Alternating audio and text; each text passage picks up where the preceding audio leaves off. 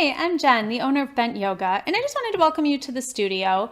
I see that you're doing the 1 week free to give it a try, and you have 7 days to check out any class, any teacher that you want. I just want to make sure that you're going to get the most out of your experience by letting you know a couple tips and tricks.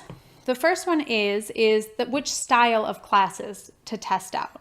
Okay, now you can jump into any class. We do not limit anything as beginner, intermediate, or advanced.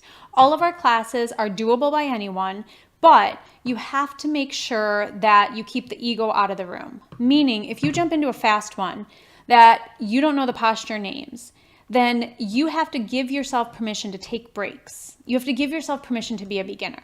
Okay, so which classes are the best if you don't know what you're doing? If you have no idea what the posture names are, we've got multiple. Okay, so the first one that I recommend is strength and stretch. Strength and stretch is going to be some longer holding of postures, of more intense standing postures. So you're going to get that workout. You're going to get that strength part of it in there. But then we also sprinkle in some stretching throughout as well to lower the intensity.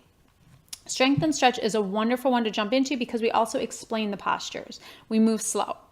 Same with torch and tone. So our torch and tone class is a little bit of a maybe step up in intensity from a strength and stretch, but it still has the same core values of move slow, explain the postures, and really get deep into them. So in that one, we don't do as much passive stretching. We keep the intensity up, so it really is a good strength workout.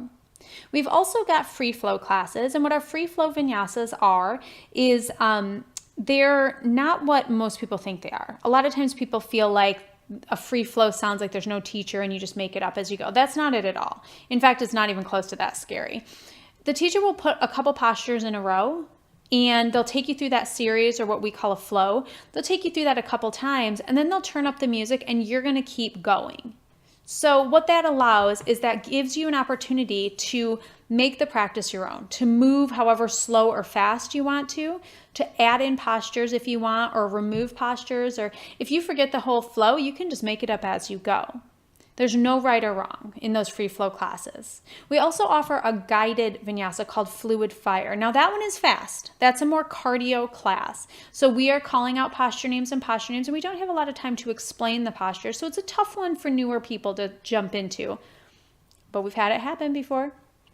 The one thing that I ask is if you're not used to exercising in heat, that you take it easy on yourself during this week. And I'm not saying don't come a lot or to just be in child's pose the whole time. What I'm saying is make sure you're listening to yourself, because until your body is acclimated to the heat, and it takes a couple classes. It's the same as if you were to fly into Colorado up on a mountain. It takes you a little bit of time for your body to adjust.